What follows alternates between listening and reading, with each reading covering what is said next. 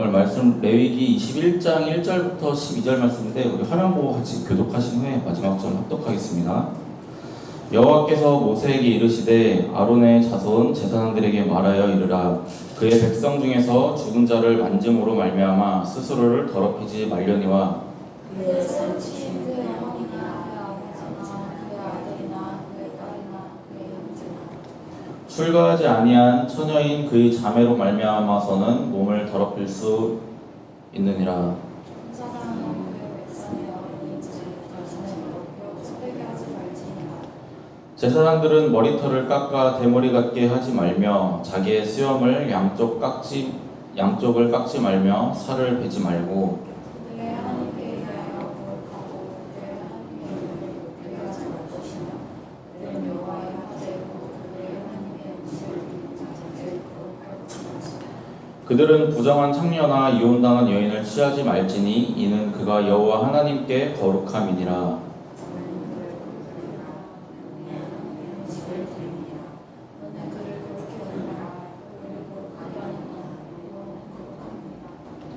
어떤 제사장의 딸이든지 행음하여 자신을 쑥되게 하면 그의 아버지를 쑥되게 함이니 그를 불사를 지니라. 자기의 형제중 만유로 복을 받고 일되어 그의 머리를 낸 제사장은 그의 머리를 풀지 말며 그의 옷을 찢지 말며 어떤 시체든지 가까이 하지 말지니 그의 부모로 말미암아서도 더러워지게 하지 말며 함께 읽겠습니다. 그 성소에서 나오지 말며 그의 하나님의 성소를 속되게 하지 말라. 이는 하나님께서 성별하신 관유가 그 위에 있음이니라. 나는 여호와이니라. 아멘. 기도하시겠습니다. 사랑하신 하나님 아버지, 또 우리가 이렇게 레위기 말씀을 가지고 또 은혜 나누고자 합니다. 하나님께서 이 말씀 가지고 우리에게 전하고자 하시는 말씀이 무엇인지, 메시지가 무엇인지 깨달을 수 있는 지혜와 듣는 귀 허락하여 주시옵소서. 감사드리오며 살아계신 우리 주 예수 그리스도의 이름으로 기도드리옵나이다. 아멘. 오늘 말씀 제목은 리더로서의 그리스도인이라는 제목으로 좀 말씀을 나눠보려고 해요. 오늘 말씀 레위기 21장 말씀을 살펴보기 전에 우리가 잠시 그 앞에 내용들을 봐야 되는데 이 앞에 내용은 이제 18장부터 20장까지가 한 세트라고 써요. 18장이랑 18장이 이거 하지마, 그리고 20장이 이거 하면 너희 이렇게 될 거야. 그러니까 너희는 19장에서 이렇게 살아, 이렇게 한 세트라고 했거든요. 근데 그거는 백성들을 향해서 이야기하는 거였어요. 근데 오늘 말씀 21장은 제사장들을 향해서 이야기를 하는 게 오늘 말씀의 주제예요. 그래서 그 말씀 가지고 이제 이야기를 나눠볼 건데, 먼저 우리가 살펴볼 거는 오늘 주제가 이제 리더에 대한 거거든요. 왜냐면 이제 제사장이 백성들의 리더였거든요. 뭐 명확히 리더라기보다 이제 대신 제사를 이제 드려준 사람인데, 이제 리더의 위치에 있다라고 생각을 하면 좋을 것 같아요. 여러분, 리더가 된다라는 것에 대해서 어떻게 생각하세요? 내가 리더가 된다, 아니면 내가 누군가를 리드해야 할 일이 있다 보면 그것에 대해서 어떻게 생각하세요? 좀 이제 보통 이제 리더 하면은 앞장서는 사람을 이제 보통 이야기를 하잖아요. 같이 이제 동등한 무리 안에서 이제 앞장서는 사람을 이야기하거나, 아니면 조금 한 발 앞서 있는 사람이 자기보다 한 발 뒤처진 사람들을 끌어준다거나, 그런 사람들이 이제 리더라고 보통 이야기를 해요. 일단 단적으로 이야기할 때는 뭐 어떤 일들을 할 때 뭐 앞장서서 이제 리드하는 리더에 대해서 잠깐 먼저 살펴볼게요. 사람들이 보면은 누가 리더를 할 거냐, 누가 장을 할 거냐라고 이야기를 할 때 어떤 사람은 리더나 장을 하고 싶어 해요. 근데 어떤 사람은 그 자리 별로 맡고 싶어 하지 않아요. 보통은 이런 리더나 장의 자리는 드러나는 자리고, 또 뭔가를 했을 때 자기가 드러나는 만큼 실수를 해도 많이 드러나고 성공을 해도 더 많이 드러나는 자리잖아요. 그래서 보통은 자기가 그 자리에 서고 싶어하는 사람은 뭔가 자기가 큰 성과를 내고 싶거나 자기라는 사람을 드러내고 싶어하는 사람들이 보통 좀 이렇게 앞에 나서는 걸 좋아를 해요. 근데 항상 그런 사람들이 다 리더를 하지는 않아요. 가끔은 이제 막 우리 학교 때 생각하면은 막 다들 안 하려고 할 때 한두 친구가 쟤 시켜요 할 때 이제 약간 반강제로 하게 되는 친구들이 있거든요. 근데 그런 친구들이 의외로 또 잘해요. 그러니까 자기가 하고 싶어서 하는 건 아닌데 또 은근히 적성이 맞아갖고 또 잘하는 친구들도 있어요. 그래서 누군가를 리드하고 뭔가 리더로서 어떤 적성이 있냐 없냐는 사실 자기가 하고 싶냐 하고 싶지 않느냐의 문제가 아니다라는 거예요. 여러분, 내가 어디에 속한다고 생각하세요?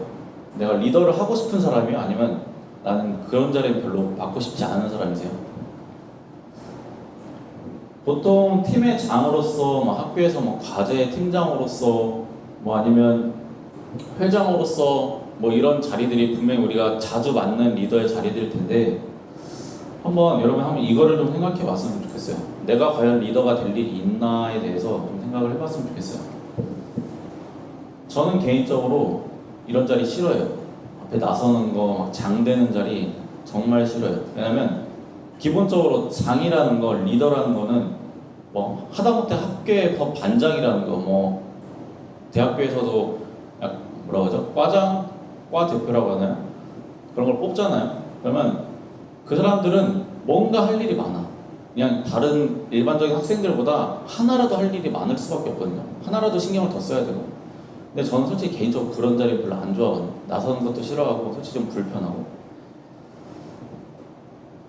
근데 내가 하기 싫다고 해갖고 그런 어떤 리더의 자리를 내가 아예 안 맡을 수 있냐라고 할 때 아마 그렇지는 않을 거예요. 저도 개인적으로 그런 자리 정말 싫고 하기 싫은데 살다 보니까 자꾸 그런 자리가 생겨요. 그런 역할이 생기고. 단적으로 이런 자리들이요. 윗사람으로서 내가 나이가 많으니까 나보다 나이 어린 친구들, 내 친구들 중에서도 나이 어린 친구들이 있을 거 아니에요. 근데 그 친구들끼리 모이면 항상 우리나라 약간 문화상 나이 더 많은 사람을 존중을 해요. 형 어떻게 할 거예요? 형 어떻게 할까? 항상 이런 식으로 물어보면서 뭔가를 요구를 해요. 어떻게 할까를. 또 자녀로서 이제 여러분 같은 경우는 지금 이제 다 20대가 넘었으니까 뭐 마냥 부모님 말씀만 듣고 하는 세대는 아니란 말이에요. 조금씩은 이제 엄마 아빠한테 엄마 이건 이렇게 해야 돼, 아빠한테 아빠 이건 이렇게 해야 돼라고 이제 이야기할 수 있는 나이들이란 말이에요.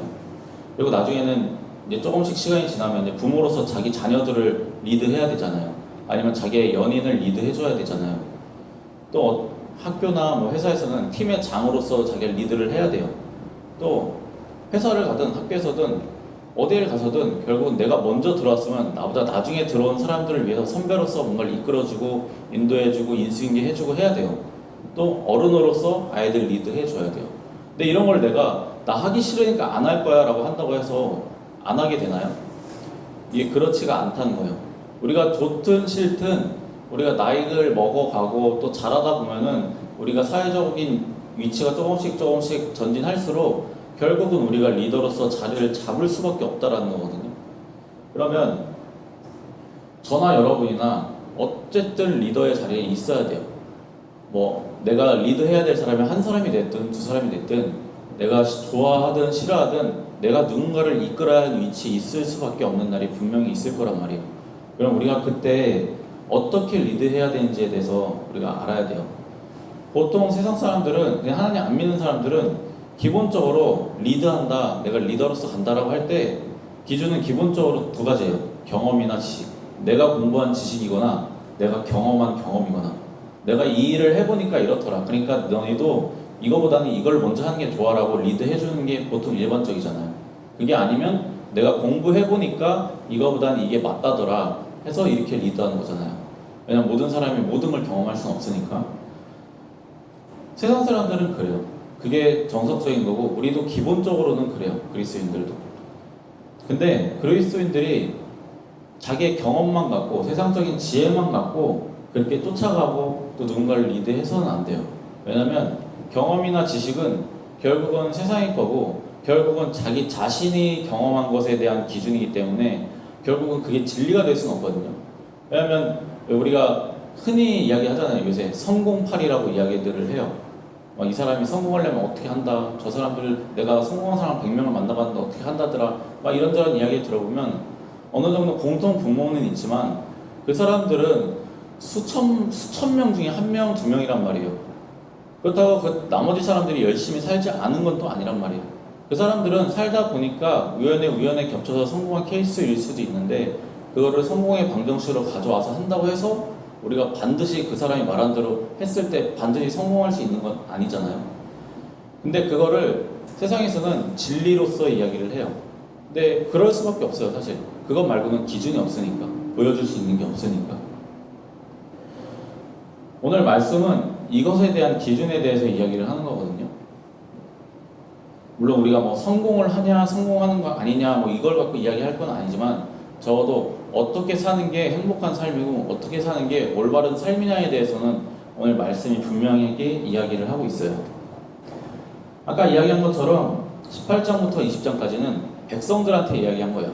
백성들한테, 이스라엘 백성들한테 너희 이런 거 하면 안 돼, 저런 거 하면 안 돼라고 이야기를 하면서 너희가 이런 성적인 문란함 하면 안 돼, 저런 풍습 가지면 안 돼, 저런 몰록신 섬기면서 너희 자녀들을 제물로 바쳐 죽이면 안 돼, 뭐 이런 하나님의 어떤 법칙과 규칙들을 주시면서 이방신들의 이방 민족의 풍속을 따르지 말아라라고 하는 말씀이 18장부터 20장 말씀이에요.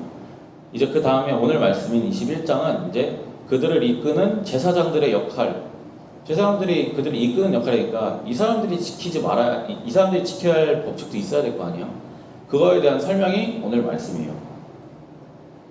그래서 오늘 말씀을 보면은 7가지가 나오는데 그 7가지를 먼저 하나하나 살펴볼게요. 먼저 말씀을 살펴보면은 이제 제사장들로 하여금 죽은 자를 만지지 말라라고 이야기를 해요. 이제 시체를 만지지 말라고 이야기를 하는 건데, 시체를 만지지 말라라고 이야기하는 거는 기본적으로 시체는 죽은 거잖아요. 그래서 하나님 말씀과 기준 안에서는 그때 당시에 이제 시체는 죄의 결과가 죽음이기 때문에 제사장들은 거룩해야 돼서 그 거룩해야 할 제사장들이 시체를 함부로 만지면 안 됐어요. 근데 다만 자기 가족, 혈육이나 아니면 부모님 이런 가족의 어떤 죽음에 대해서는 장례를 치러야 되고 애도해야 되니까 그거에 대해서는 허용이 되긴 했어요. 왜냐면 제사장이 자기 가족 죽으면 다른 제사장이 대신 해주면 되니까. 우리도 왜 목사님 가정에 장이 나면 다른 목사님이 와서 해주시잖아요. 그런 것처럼 마찬가지로 제사장들도 그런 권한이 있대 다른 시신은 함부로 만지면 안 됐어요. 왜냐면 제사장은 거룩해야 되기 때문에. 두 번째로는 이제 살부치로 말미암아 몸을 더럽히지 말라라는 거예요. 근데 이거는 앞에 이야기했던 그 백성에 대한 규칙과 똑같아요. 백성들한테도 너희가 가족이랑 성관계 가지지 마라, 자녀와 성관계 가지지 마라, 부모와 성관계 가지지 마라, 친척과 성관계 가지지 마라, 불륜하지 말아라, 동성애 하지 말아라, 동물과 관계 가지지 마라, 이런 것들만 했거든요. 근데 백성들한테는 하지 말라고 해놓고 제사장은 하면 안 되잖아요. 당연한 거니까. 그래서 사장 말씀을 한번 같이 읽어볼게요. 시작. 제사장은 그의 백성의 어른인즉 자신을 더럽혀 속되게 하지 말지니라. 아멘. 제사장은 백성들의 어른으로서 하나님이 보신다는 거예요. 그러니까 뭐 물리적인 어른이 아니라 영적인 어른이라는 거예요. 그래서 제사장은 말씀도 더 많이 알고 있고 또 하나님에 대한 규칙과 규범도 더 많이 알고 있는데 이 사람들이 함부로 이런 문란한 풍속들을 따라가면 하나님이 어떻게 이 백성들의 기도와 제사를 이 제사장을 통해서 어떻게 받을 수 있겠어요? 그래서 제사장은 더더욱 더 경건한 삶을 살아야 되는 거잖아요. 근데 세 번째 기준은 털을 깎거나 살을 베지 말라라는 의미인데 이게 뭐냐면 이제 이때 당시에 이스라엘 백성들이 애굽에서 이제 출애굽한 거란 말이에요. 애굽의 노예였다가 이제 자유인이 된 거기 때문에 기본적으로 이 사람들의 풍속은 자기가 앞으로 갈 가나안 땅 사람들이나 아니면 애굽 사람들의 풍속을 따라왔어요. 그러니까 막 문화죠. 우리나라로 치면 유교 문화 같은 거.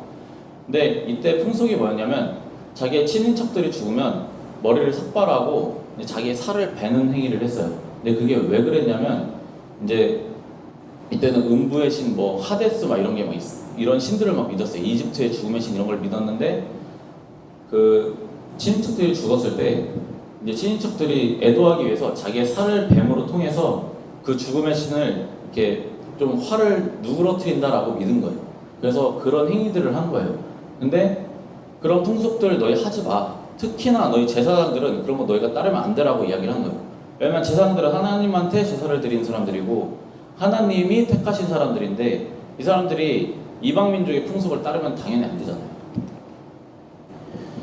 이제 네 번째는 창녀나 이혼당한 여인을 취하지 말라라는 건데 이제 여기서 말하는 이제 창녀는 이때 당시에 바알이나 아세라 같은 이방신들이 있었어요. 근데 그 이방신들을 섬기는데 그들의 제사 방법이 이제 성관계예요. 그들의 신전에 가갖고 그 신전에 있는 그 신전 노예나 아니면 신전 여인들이랑 관계를 맺는 게 제사였어요. 그래서 이걸 안 믿는 사람들도 자기들이 보기에 그런 이야기 듣고 이런 경험이 없는 사람이 듣기에는 되게 좋아 보이니까 사람들이 많이 쫓아가서 그런 관계를 가진단 말이에요. 그러면서 그런 걸 좋아하는 사람은 여인들이 그걸 자기가 직접 들어가서 자기가 그 신전에서 섬기는 일을 하기도 하고, 근데 이스라엘 백성 너희는 그거 하면 안 되라고 이야기를 한 거란 말이에요. 근데 하물며 그런 일을 하는 사람들을 하나님의 제사장이 부인으로 드리는 거는 문제가 있잖아요. 왜냐면 기본적으로 창녀냐 아니냐를 떠나서 하나님의 제사장이 이방신의 그 신을 섬기는 그 여인을 부인으로 받는 거는 문제가 있잖아요. 1차적으로. 근데 그것 이전에 이제 아무래도 제사장도 사람이다 보니 자기가 봤을 때 예쁘고 자기가 봤을 때 마음에 드는 사람이 있을 수도 있어요. 근데 하나님이 그럼에도 불구하고 그들을 너희가 처로 받지 말아라 라는 거예요. 너희가 취하지 말아라 라는 거예요. 왜냐하면 니네는 내가 선택한 자들이기 때문에 니네는 거룩해야 돼. 니네 욕정대로 선택하지 마 라고 이야기하신 거예요. 이때 당시에 이제 이혼당한 여인은 사실 좀 범위가 좀 넓긴 한데, 좀 기본적으로 제사장은 거룩하게 결혼해라 라는 거예요. 그것만 우리가 좀 알고 들어갔으면 좋겠어요. 다섯 번째는 이제 모든 백성들한테 이제 이야기를 하는 거예요. 모든 백성들한테 이야기하는 게 너희가 제사장들을 거룩하게 여겨라. 왜냐면 나 여호와가 거룩하니까 내가 선택한 내 제사장들을 너희가 거룩하게 여겨라 라요. 기본적으로 아까 계속 이야기했잖아요. 제사장의 역할이 뭐라고요? 백성들을 위해서 제사를 드려주는 사람이에요. 그러면 백성들이 자기를 위해서 제사를 드리는 저 사람을 무시하면 어떻게 돼요? 그 제사장이 그 제사를 온전히 드릴 수 있을까요? 온전히 드리지 못하죠. 하물며 자기가 자기를 위해서 제사를 드려주는 그 사람을 무시할 때 하나님이 그 사람을 어떻게 받아주겠어요? 옳지 않게 볼 수밖에 없단 말이에요. 왜냐면 하나님이 거룩하게 세운 그 제사장을 그 백성들이 무시하거나 함부로 대한다는 것 자체가 그들이 하나님을 무시하는 거랑 마찬가지이기 때문이에요. 그래서 하나님이 세운 그 제사장들을 너희가 함부로 여기지 말아라 라고 말씀을 하시는 거예요. 여섯 번째는 제사장의 딸은 행음하지 말라, 이제 불사른다까지 이야기를 하는데, 여기서 제사장의 딸만 이야기하는 이유는 이때 당시 이제 제사장의 아들은 기본적으로 제사장의 위치를 그대로 이어받잖아요. 그러면 우리가 앞에 쭉 나눴던 이야기를 제사장의 아들들은 다 지켜야 돼요. 근데 이제 딸들은 제사장이 될 수 없으니까 그것 외에 너희가 행음은 하지 말아라 라는 거예요. 그렇기 때문에 기본적으로 제사장이 자녀의 위치에 대해서 이야기를 하는 건데, 우리가 흔히 이야기를 하잖아요. 이제 세상 사람들이 주의 종들에 대해서, 하나님 믿는 목사에 대해서, 목사의 자녀들에 대해서 이제 이야기를 하잖아요. 우리 두 친구도 있지만 사람들이 뭔가 그런 어쩔 수 없는 편견이 있어요. 목사님의 자녀, 장모님의 자녀라고 하면 사람들이 목사님 딸, 목사님 아들들이니까 뭔가 이런 기대가 있어요. 우리가 그냥 기본적으로 그리스도인, 교회 다니는 사람들에 대한 어떤 기본적인 도덕적인 기대가 있는 것처럼 그럴 수밖에 없어요. 근데 이때 당시에 제사장의 자녀들인데 그 자녀들이 함부로 살면 안 되잖아요. 왜냐하면 제사장은 백성들을 위해서 제사를 대신 하나님 앞에 올려드리고 기도를 대신 하는 사람들인데, 그 제사장의 자녀가 함부로 살면은 그 제사를 드려야 되는 그 제사장들의 마음이 어떨 것 같아요? 불편하잖아요. 어렵잖아요. 그럼 이 제사장이 하나님한테 백성들을 위해서 온전히 제사를 드릴 수 있을까요? 드릴 수가 없어요. 그렇기 때문에 제사장의 자녀들이 함부로 삶을 사는 것은 자기의 부모인 제사장을 흔들 뿐만 아니라 그 자기의 부모를 흔들므로써 그 백성들이 드려야 할 기도까지도 흔드는 모양이 되는 거예요. 그래서 하나님이 제사장의 자녀들은 너희가 함부로 살지 말아라 라고 말씀하시는 거예요. 이제 마지막으로 일곱 번째는 이제 대제사장에 대한 이야기예요. 대제사장은 이제 제사장들 중에 한 사람이에요. 그래서 이제 대체할 수 있는 사람이 없는 사람이거든요. 이스라엘 민족이 막 수백만 명이니까 그 중에서 제사장이 또 수십만 명이 있다고 해도 대제사장은 한 명 내지 각 구역에 한 명 정도밖에 없을 거란 말이에요. 그러면 그 사람이 없어지면 대체할 사람이 없잖아요. 그래서 이 대제사장에 대한 어떤 책임과 권위에 대해서 말씀하시는 게 이제 이 7번째 규칙인데, 이 말씀을 보기 전에 우리 11절과 12절 한번 같이 읽어볼게요. 시작. 어떤 시체든지 가까이 하지 말지니 그의 부모로 말미암아서도 더러워지게 하지 말며 그 성소에서 나오지 말며 그의 하나님의 성소를 속되게 하지 말라.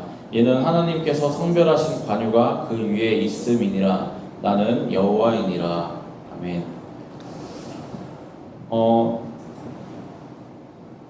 이 말씀은 대제사장이 갖고 있는 책임감에 대해서 이야기를 하는 거거든요. 우리가 뒤에서 이제 제사장과 대제사장이 지금의 위치에서 어떤 것인지에 대해서 이제 이야기를 할 건데, 이 말씀을 보면 조금 깝깝해요.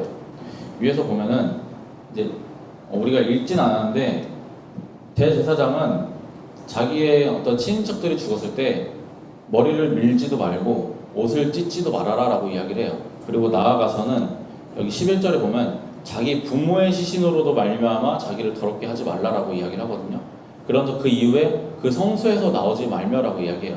이 말이 무슨 말이냐면, 부모님이 돌아가셔도 너희는 너희 그 성소의 위치를 지켜라라는 거예요. 부모의 시신에 가까이 가지 말아라라는 거예요. 아까 이야기했잖아요. 제사장들도 자기의 가족이 죽으면 애도하기 위해서 시신을 만져도 된다고 이야기했잖아요.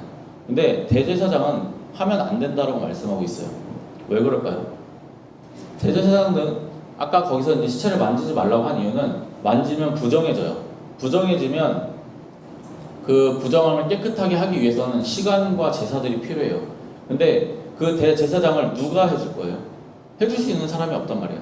제사장은 대제사장이 와서 해주거나 다른 제사장이 와서 도와줄 수 있어요. 근데 대제사장은 자기를 대체할 사람이 없어요. 그래서 그 대제사장의 부모나 친인척들이 죽었을 때는 대제사장이 자기를 더럽히게 됐을 때 자기를 정결하게 하기 위한 수단이 없는 거예요. 그래서 하나님이 그를 특별하게 세운 사람이기 때문에 이 대제사장은 자기가 아무리 자기의 부모가 죽고 자기의 자녀가 죽어도 자기가 함부로 그거를 위해서 자기 감정을 드러내거나 자기의 애도를 위해서 표현을 할 수가 없게 하신 거예요. 근데 이게 사실 우리가 보기에는 너무 이게 조금 그렇단 말이에요. 어렵단 말이에요. 마음이. 아무리 그래도 그렇지, 자기 부모가 돌아가셨는데 자기 자녀가 죽었는데 어떻게 그럴 수 있냐라고 우리가 할 수 있거든요. 근데 이렇게 말씀하시는 이유는 그만큼 대제사장이 그 직업적으로 책임감이 크다는 거예요. 그 한 사람, 대제사장이 제일 크게 하는 역할이 뭐냐면요, 6월절에 모든 백성들이 대속죄일에 1년 동안 지은 죄를 속죄하는 역할을 해줘요. 근데 만약에 대제사장이 시신을 만짐으로 더러워지면 그 1년 동안 쌓인 그 모든 백성들의 죄를 누가 씻어줄 거예요? 할 수 있는 사람이 없단 말이에요. 그만큼 대제사장은 그 책임과 위치가 위중하단 말이에요. 그래서 이제 이거를 우리가 뭐 그래 그때 제사장이나 대제사장은 그런 줄 알겠다라고 할 때 그럼 그거랑 우리랑 무슨 상관이냐라고 이야기할 수 있잖아요. 근데 예수님이 이제 십자가에 못 박히고 나서 죽으셨다가 부활하신 이후에 예수님 우리한테 주신 말씀이 뭐냐면 모든 사람이 제사장이다라고 이야기를 해요. 그래서 제사장을 통하지 않고 내 이름을 믿는 사람은 내 이름으로 기도하면 하나님께 직접 기도할 수 있다라고 말씀하신단 말이에요. 이 말은 예수님의 이름으로 하나님 믿는 사람은 전부 다 한 사람 한 사람이 제사장이라는 말이거든요. 그런 의미에서 제사장은 그리스도인을 의미하고 대제사장은 주의 종이나 이제 목회자들을 우리가 상징한다고 보면 좀 이해가 편할 것 같아요. 물론 우리의 실질적인 대제사장은 예수님이지만 그리스도인들은 기본적으로 다른 사람들한테, 하나님 안 믿는 사람들한테 복음을 전해야 하는 사람들이에요. 그렇기 때문에 그리스도인들은 리더로서 제사장으로서의 책임들이 있는 거예요. 그리고 대제사장은, 목회자들은 그 제사장들 그리스도인들에게 말씀을 가르쳐야 할 책임과 의무가 있는 사람들이잖아요. 근데 만약에 우리 목사님께서 자리를 비우면 우리가 당장 갑자기 비우시면 우리가 대체할 방법이 없잖아요. 그래서 늘 준비를 해놓고 누군가를 이렇게 대체하려고 애쓰는 거잖아요. 마찬가지로 대제사장의 위치는 그 제사장을 가르치고 먹이는 일을 하는 사람들을 이제 보통 비유를 해요. 그러면 리더로서의 그리스도인들의 기준은 뭘까를 우리가 좀 생각을 해봐야 돼요. 아까 세상 사람들은 경험과 지식 갖고 자기가 리더가 되고 다른 사람들을 리드한다고 이야기를 했잖아요. 근데 그리스도인들은 자기의 경험이나 어떤 세상적인 지식을 갖고 리드하거나 다른 사람들을 인도하면 안 돼요. 왜냐면 그리스도인들은 제사장들이에요. 제사장들은 경건하고 거룩해야 돼요. 왜냐면 하나님이 택해갖고 부르신 사람들이니까. 다른 사람들보다, 여기서는 백성들이지만 그리스도인들한테는 세상 사람들보다 더 도덕적이어야 되고 더 정결해야 되고 더 거룩해야 돼요. 왜냐면 하나님 말씀을 대변하는 자들이고 하나님의 말씀을 드러내는 사람들이기 때문에. 그렇기 때문에 대제사장 역할을 하는 목회자들, 주회종들은 더더욱더 뭔가 도덕성을 요구를 하잖아요. 우리들이 성도들조차도 요구를 하잖아요.